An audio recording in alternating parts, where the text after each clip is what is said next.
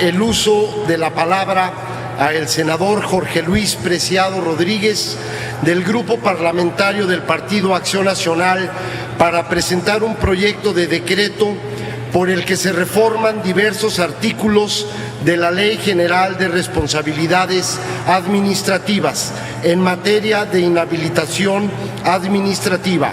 En uso de la tribuna, el senador Preciado. Gracias, presidente.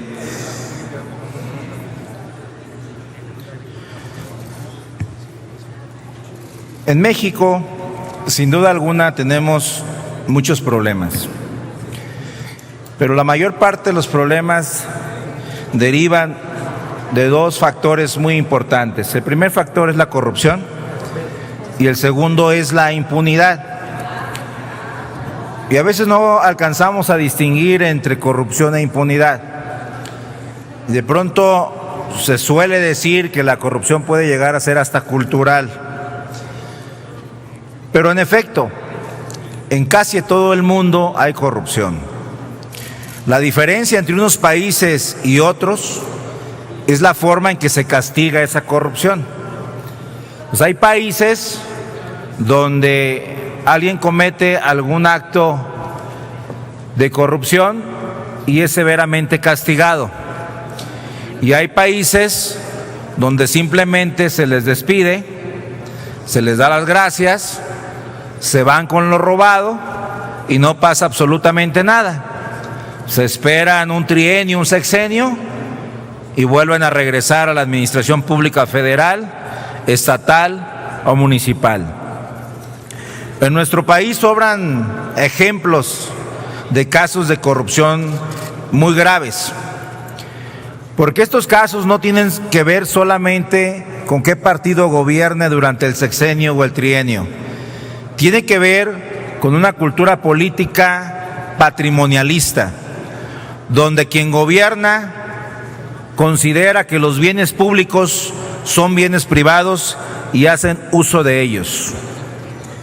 Podría señalarles cifras y más cifras que nos colocan en un país con alto nivel de corrupción. Por ejemplo, de los 35 países de la OCDE, el país que se le considera con mayor índice de corrupción es a México. Lastimosamente ocupamos el lugar 35, es decir, el primer lugar en corrupción en toda la OCDE. Pero también, cuando se mide la percepción en materia de corrupción con los ciudadanos y se levantan las encuestas que se llevan a cabo por todo el mundo, pues a nosotros nos colocan en la posición 123 de 175 países donde se mide la corrupción.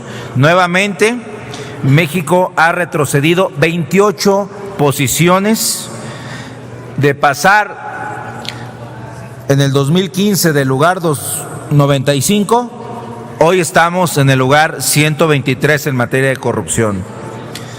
Esta iniciativa tiene como objetivo prevenir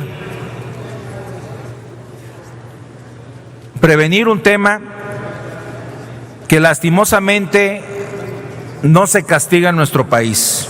Y si se castiga, se hace de una forma muy somera, muy ligera. Lo que nosotros estamos proponiendo es lo que en materia penal en algunos países se llama pena de muerte.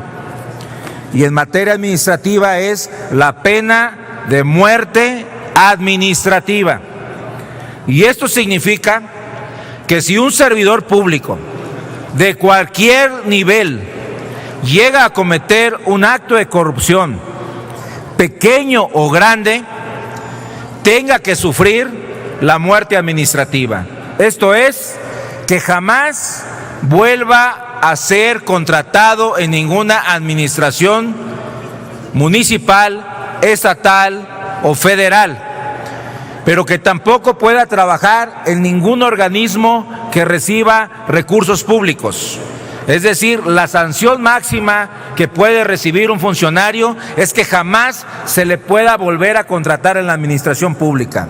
Es decir, le vamos a aplicar la muerte administrativa para que sirva de ejemplo para todos aquellos que en algún momento intenten, quieran o caigan en la tentación de querer cometer un acto de corrupción.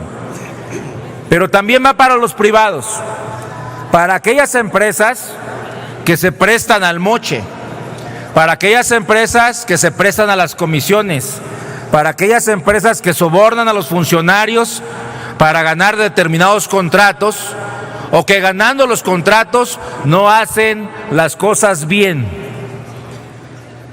Estas empresas, de caer en algún acto de corrupción, también se les aplicará la muerte administrativa, es decir, jamás esa empresa o sus titulares podrán contraer con el gobierno ningún contrato que les permita entregar un servicio a un gobierno municipal, estatal o federal.